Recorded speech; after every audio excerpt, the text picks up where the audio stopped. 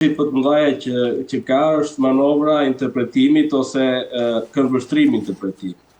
Pra, secili mundohet që të bëjë një interpretim ose të gjejë një fjalë çelës e cila do ta ndihmonte për të justifikuar qëndrimet e tij ose për të qenë një njeri besuar në raport me mbështetësit apo me militantët e tij.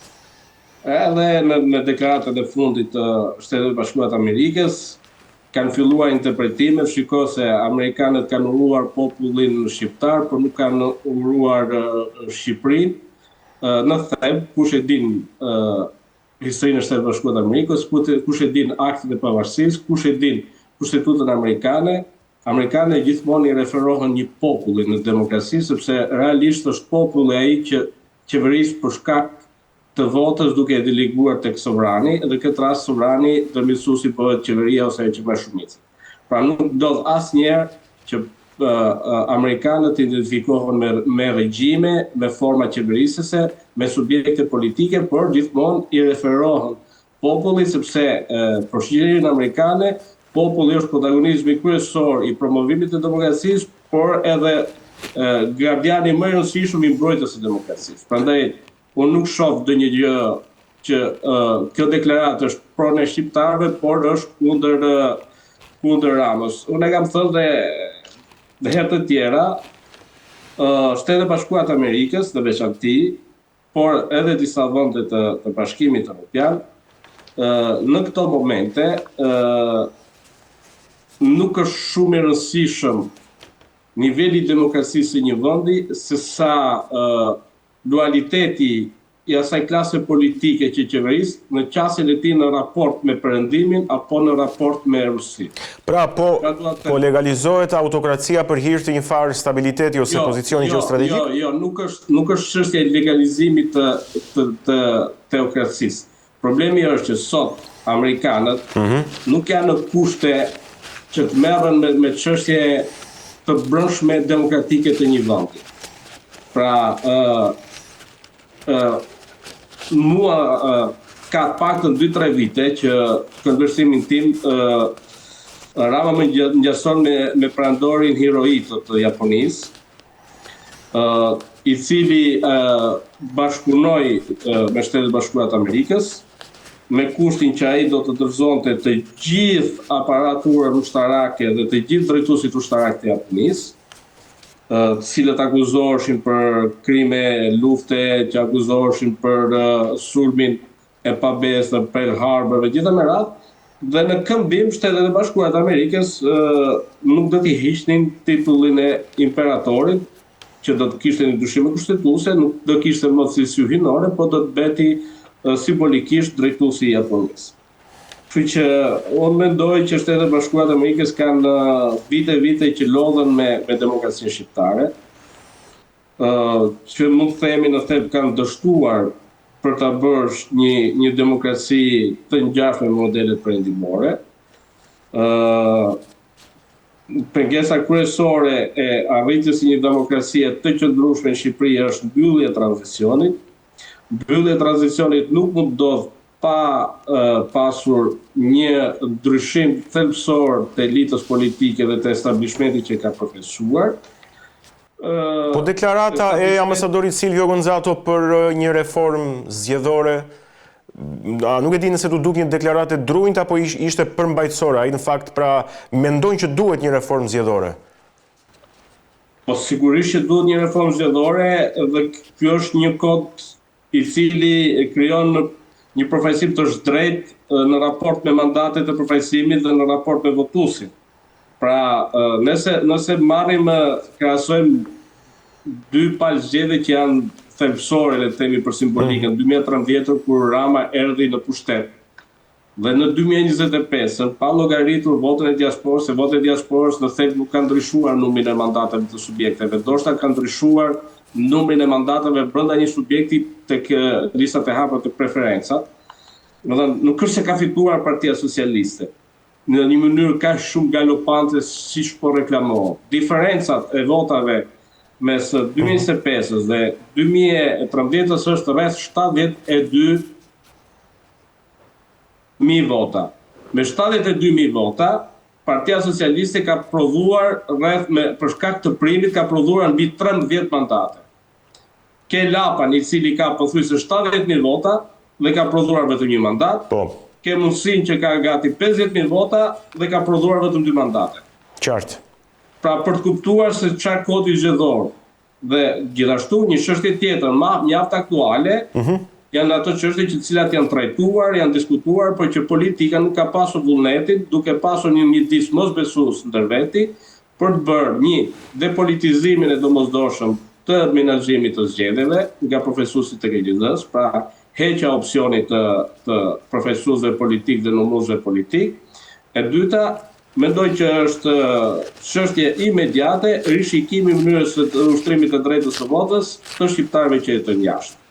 Pra, janë gjitha këto tema cilat kërkojnë një qëndrim serioz dhe sigurisht qëndrimi serioz do të ishte duke bërë një reformë të re serioze zgjedhore. Problemi i një reforme të re zgjedhore është çështja e numrave. Këtë rast opozita në thelb nuk ka asnjë lloj mundësie që diktoj ndryshimet e kodit zgjedhor tek Partia Socialiste, nëse kjo e fundit nuk e ka vullnetin për ta bërë, në të mirë të demokracisë dhe jo duke e parë kodin zgjedhor vetëm si një mekanizëm për të fituar apo për të mbajtur pushtetin një kategori apo një subjekt politik. Qartë. Alban, ti pak më para po thoje që ne, po e perifrazoj, ne kemi dështuar që të ndërtojmë demokracinë. Pyetja ime është kjo, a është Shqipëria një demokraci që kontrollohet nga nevoja për mbijetesë në fakt? Pra, a është frika arma më e fortë e fushatës?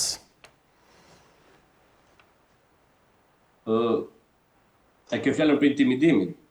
Po, intimidimi, kërcënimi, mbase jo kërcënimi drejt për drejt, po kërcënimi që vjen si pasojë e asaj se çfarë mund vinë nëse ti nuk voton për njërin apo për tjetrin, vendi punës, etj. Mundësit, po. Ne jetojmë në një shoqëri e cila është në nivelet maksimale të polarizimit, fatkeqësisht të polarizimit politik, ku të gjitha aktivitetet njerëzore dhe profesionale dhe të gjitha mundësitë, shanset për të krijuar një karrierë të suksesshme, për të jetuar në mënyrë dinjitoze, për të krijuar një biznes apo të gjitha me radhë, fatkeqësisht varen ose janë derivati drejt për drejt i politikës dhe pushtetit.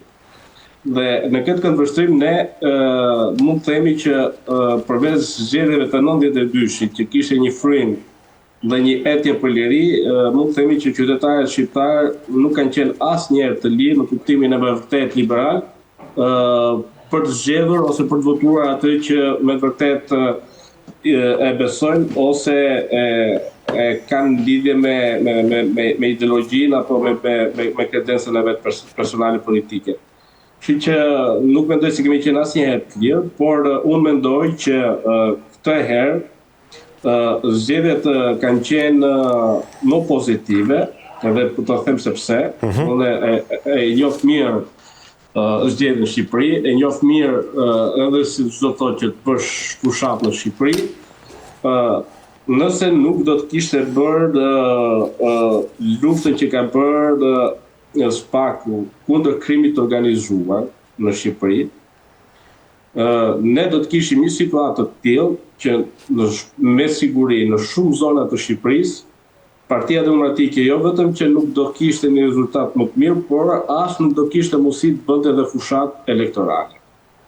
Pra, forcimi i Spakut, ashpërsimi i luftës së Spakut kundër krimit të organizuar që kanë qenë problem serioz dhe ndoshta mbetën problem serioz për disa zona të rëndësishme të Shqipërisë, ka bërë që klima në këtë zgjedhje ishte e tillë që këto zgjedhje mos kishin më një sistem për të manipuluar dhe devijuar votën, sepse ishte kthyer në një sistem, por të kishte dhe mund të ketë, dhe ndoshta ka pasur tendenca sporadike për ta bërë devijimin e votës ose për ta intimiduar qytetarin, por këtë e kanë bërë duke pasur parasysh gjithmonë paranojën se Spaku do na arrestojë, Spaku do na fusë burg. Pra, forcimi i Spakut, forcimi i prokurisë së posaçme si një institucion i pavarur, ka krijuar një klimë më pozitive në zhvillimin e fushatës dhe në zgjedhjen në raport me zgjedhjet e tjera ose të paktën me zgjedhjet e 2021-shit. Qartë. Alban, do t'i rikthejmë Spakut, se kemi ende për të folur për Spakun, po përpara se të shkojmë atje, a mendon se betejë politike brenda Shqipërisë mes mazhorancës dhe opozitës po gjen jehon dhe ndoshta në instanca të tjera ndërkombëtare, ndoshta për shembull marr shkas nga shkrimet që janë bërë shpesh në mbështetje të opozitës në The Washington Post. Pra, apo gjen jehon në Amerikë, po të themi konkretisht, se kam përshtypjen që në Bruksel nuk gjen ndonjë farë jehone. Tani, ne kemi pasur disa media serioze edhe në nivel evropian, cilat kanë bërë investigime ose kanë bërë reportazhe shumë të ashpra kundër qeverisë Rama. Për shembull, mjafton të përmend programin report të Raj Treshit për të kuptuar se sa serioze ka qenë media e lirë europiane në raport me qeverisën e Ramës.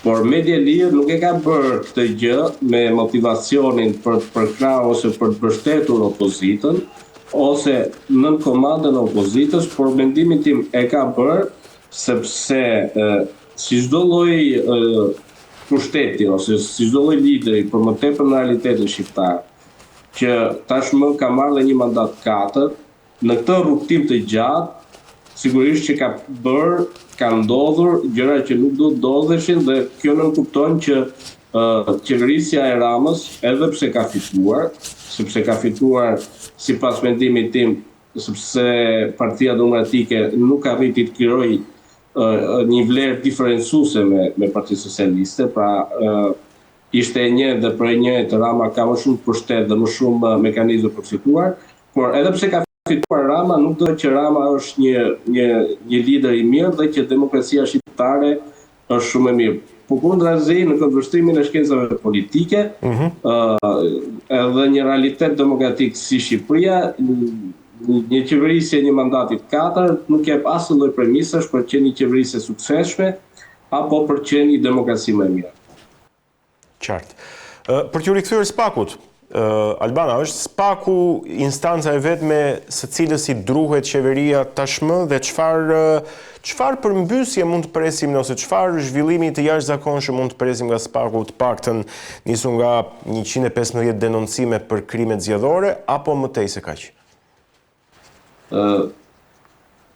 Si që kam thënë herë edhe në daljet tjera televizive, mendoj që këtë herë do t'jetë herë e parë që një proces zgjedhor në këndvështrimin e zhvillimit të tij në raport me drejtsinë do të certifikohet nga një institucion i drejtësisë i rëndësishëm siç është Spaku, sepse certifikimin, kuptimin e kompetencës juridike ka KQZ-ja.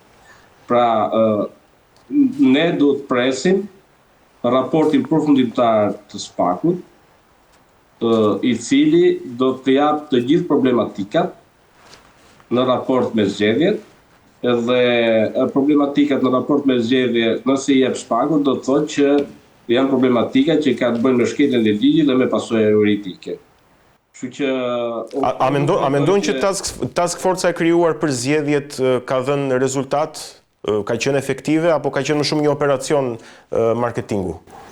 Unë mendoj se task forca e zgjedhjeve ishte fillimi një procesi i cili as nuk ka mbaruar ditën që kanë mbaruar zgjedhjet dhe as nuk ka përmbaruar sotme që po flasim. Pra, nëse dikush mendonte që Spaku do të arrestonte masivisht ditën e zgjedhjeve,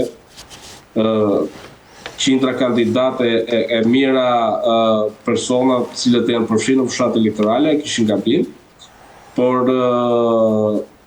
ne duhet presim raportin përfundimtar të Spakut, i cili do të shoqërohet siç po s'duket, edhe me aksione të mirëfillta në mbrojtje të ligjit apo edhe në mbrojtje të procesit zgjedhor. Unë nuk jam i asaj idesë që Spaku e ka me politikën. Në të gjitha rastet nuk është faj i drejtësisë nëse politika ka një qasje të gabuar me ligjin apo ka një konflikt interesi me ligjin. Zgjidhja do të ishte që politikanët kishin sa më pak probleme me ligjin, kështu që automatikisht nuk do kishin probleme me SPAK. Besoj, si i lexon akuzat e opozitës Alban që në qargje të caktuara, sipas opozitës, grupe të caktuara kriminale kanë ndikuar në masivitet votash për kandidat të caktuar, si në Durrës apo në Elbasan apo në qargje të tjera. E di pse të pyes, meqense kjo do të ishte, po themi, puna e task force-së së SPAK-ut në thelb. Task force dhe çdo task force nuk duhet bëj asnjë lloj pune nëse vijnë propozime nga politika. Task force është institucion i pavarur dhe nuk duhet merret me propozimet e politikës, sepse po të ishte me propozimet e politikës, SPAK-u nuk do ishte ai që është. E para, e dyta, çdo subjekt politik ka të drejtën e tij të ngrejë pretendime, por që pretendimet është mirë që të shoqërohen me prova konkrete dhe me materiale konkrete për të vërtetuar teori që ka. Unë nuk mund të them që e ka mirë apo e ka gabim Partia Demokratike apo Partia Socialiste apo çdo lloj subjekti tjetër, por mes Partisë Socialiste, Partisë Demokratike dhe SPAK-ut unë preferoj të besoj SPAK-ut. Kështu që të gjitha diskurset tjera nga politika për mua kanë rëndësi për debatin e brendshëm demokratik të një vendi, por në kuptimin juridik rëndësi kanë vetëm ato raporte ose ato prova ose ato që shkruan dhe publikon SPAK-u në raport jo vetëm me zgjedhjet, por edhe me korrupsionin në raport me qasjen e politikës në kundrejt ligjit. Dhe meqense jemi të SPAK-ut, SPAK-u do qëndrojë edhe për pyetjen e fundit. Ditën e djeshme ish presidenti i Republikës u mor zyrtarisht i pandehur me akuza pikërisht nga gjykata e posaçme. Albana, është goditja e metës një shenjë se SPAK-u ka liri të plot në fakt, pra për të hartuar akuzën dhe për ta çuar më pas për gjykim